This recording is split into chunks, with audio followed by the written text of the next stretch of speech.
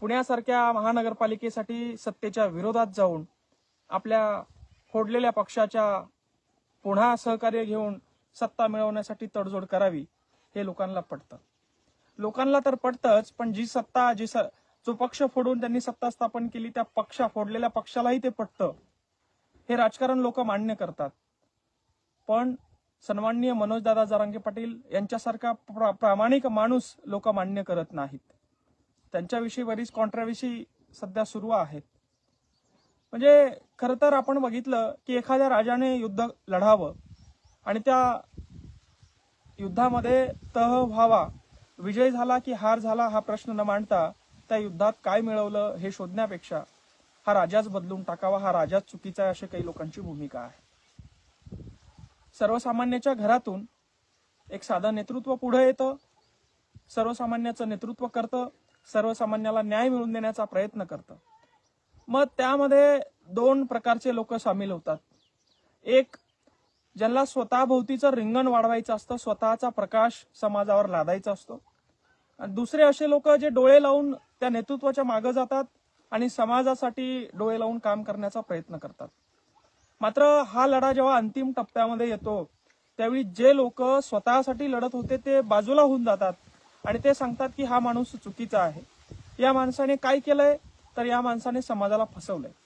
खरं तर त्या माणसाने समाजाला एकत्र केलं, समाजासाठी लढा दिला, सरकारशी मॅनेज झाला नाही तो माणूस, आणि त्या माणसाने आम्हाला मोठं केलं नाही, आमचा चेहरा स्टेजवर दाखवला नाही किंवा आम्हाला आमदार खासदार केलं नाही म्हणून तो माणूस वाईट आहे असं सांगून काही लोक बाजूला होऊन जातात. तेच लोक स्वतःचा विचार करणारे असतात. मग अशामध्ये आपण जर तुलना केली सामान्य लोकांच्या विचाराची आणि सामान्य लोकांच्या पाठिंब्याची, तर सामान्य लोक नेहमी त्या माणसाच्या पाठीमागे उभं राहणार आहेत. त्याचं कारण असं आहे की गरिबीतून आलेलं नेतृत्व आहे, समाजाची जाणीव असणारं नेतृत्व आहे, समाजासाठी निस्वार्थ लढणारं नेतृत्व आहे. त्याचबरोबर आपण जर या महाराष्ट्राचे मुख्यमंत्री म्हणून बघितले, ते सुशिक्षित वाटतात, ते चौथी नापास नाहीये, पण ते लबाड देखील तेवढेच वाटतात. ते सुशिक्षित वाटतात, त्यांना व्यवस्थित बोलता येतं, मात्र सत्ता मिळवण्यासाठी ते पक्ष देखील फोडतात. ते जरी सुशिक्षित असले, ते जरी समजदार असले, तरी सत्ता मिळवण्यासाठी साम दाम दंडभेद ते वापरतात. मग अशा सत्तेपेक्षा, अशा नेतृत्वापेक्षा, अशा मुख्यमंत्र्यांपेक्षा एक प्रामाणिक माणूस, एक साधा माणूस, एक गरीब कष्टकरी शेतकऱ्यांसाठी, मराठ्यांसाठी लढणारा माणूस, नव्हे तर मुस्लिमांसाठी, 18 पगड जातींसाठी कधी कधी मुद्दे उचलून त्यांच्यासाठी देखील रिंगणात येणारा माणूस, हा आम्हाला योग्य आणि सरस नेहमीच वाटतो. त्याविषयी आम्हाला काहीच वाईट वाटत नाही आणि आम्ही ते नेतृत्व मान्य केलेलं आहे. आम्ही म्हणण्यापेक्षा सामान्य लोकांनी ते नेतृत्व मान्य केलेलं आहे. जोपर्यंत त्यांच्यासारखा दुसरा एखादा कार्यकर्ता किंवा त्यांच्यासारखा दुसरा एखादा माणूस त्यांच्यासारखं कार्य करत नाही, त्यांच्यासारखा त्याग करत नाही किंवा त्यांच्यापेक्षा मोठं कार्य करत नाही, तोपर्यंत मनोजदादा जरांगे पाटील हे लोकांच्या काळजातून जाणारे नाही आहेत. तुम्ही त्यांना मिटवू शकत नाही. कारण आता आपल्या हातात काय आहे हे बघण्यापेक्षा मागे त्यांनी आपल्यासाठी काय केलं हे लोक बघतात, हे सामान्य लोक बघतात. मग अशा वेळी प्रश्न हाच उरतो की हे राजकीय गुंड सत्ता मिळवण्यासाठी सत्तेच्या विरोधात जाऊन विरोधी पक्षाला सोबत घेऊन, अक्षरशः भाजपसारखे पक्ष MIM ला सोबत घेऊन सत्ता मिळवण्यासाठी एकत्र येतात आणि प्रश्न ठेवतात, ठपका ठेवतात तो जनतेवर.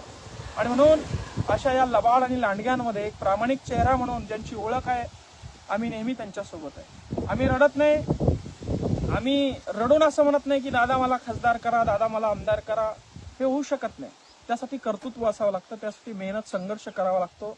तो प्रत्येक जण करतोय.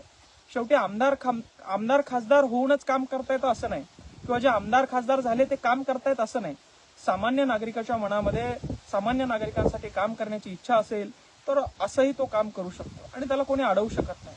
जसं मी आता करतोय सरपंच म्हणून काम, एक साधा सरपंच असून कलेक्टर साहेब असतील, SP साहेब असतील, CO साहेब असतील किंवा कुठला आमदार खासदार कोणीही असेल, मी ठळक त्यांना फोन लावतो. छोटा जरी माझा सातबाऱ्याचा, गायगोठ्याचा, विहिरीचा विषय असेल त्यांच्याकडनं माझे कामं करून घेतो. त्याच्यामध्ये पदाची कुठं मला आवश्यकता वाटत नाही. पण ठीक आहे, काही लोकांना स्वतः मोठं होण्यासाठी आपल्या आरक्षणाचा, आपल्या आंदोलनाचा फायदा घ्यायचा होता, त्यांनी तो घेतला आणि आता ते उघडे पडत आहे. एवढंच या ठिकाणी मला सांगायचं होतं. जय जवान, जय किसान, जय शिवराय, जय भीम. धन्यवाद.